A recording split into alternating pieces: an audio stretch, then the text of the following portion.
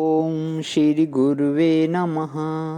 ऐंकार हिंकार रहस्ययुक्तो श्रृंकार गुणार्थ महाविभूत्य ओंकार मर्मः प्रतिबोधिकाभ्यां नमो नमः श्री गुरुपादुकाभ्याम्।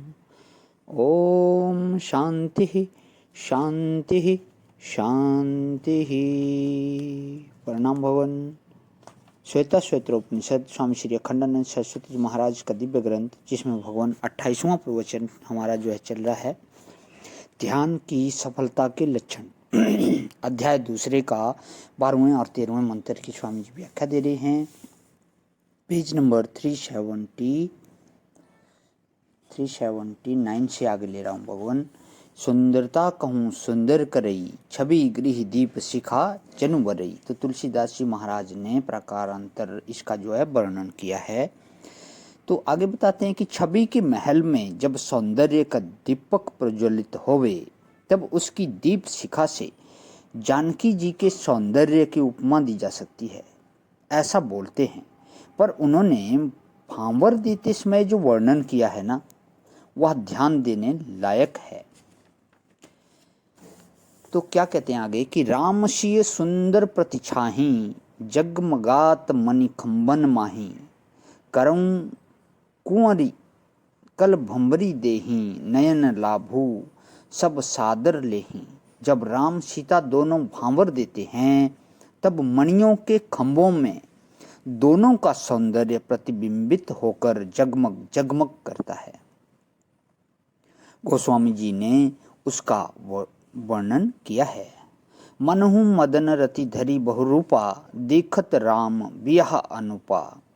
दरस लालसा सकुच न थोरी, प्रगटत दूरत बहोरी बहोरी।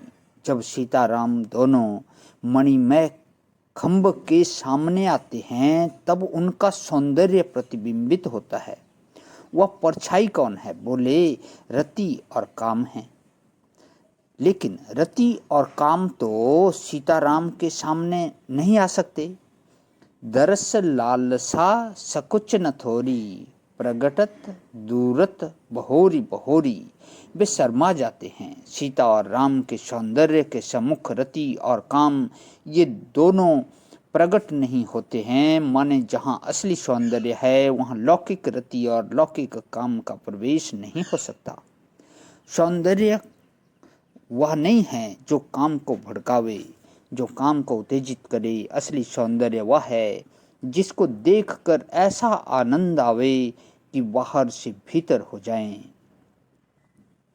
लोचन मग राम ही उर आनी, दीने हैं पलक कपाट से आनी। आंख के रास्ते से रामचंद्र को हृदय में ला करके सीता ने आंख बंद कर ली, उनको अपने हृदय में बिठा लिया। भड़कीले रूप का नाम सौंदर्य नहीं है। वासनोत्तेजक रूप, कृत्रिम भड़कीले रूप का नाम सौंदर्य नहीं है। वासना शांति कारक सुषमात्मक जो सौंदर्य है, उसमें सब सम है। जो सुष्टु भी है और सम भी है, उसको सुषमा बोलते हैं। व्याकरण के नियम से राम का जो स है, वह मूर्धन्य श का सकार हो जाता है। परंतु सुषमा माने वह है जहाँ समत्व भी हो और सौंदर्य भी हो। जहाँ उत्तेजना है वहाँ वासना है, वहाँ सौंदर्य नहीं है।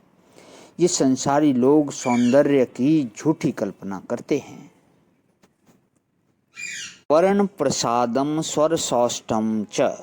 स्वर सौष्ठव का अर्थ है वाणी में आकर्षण होना।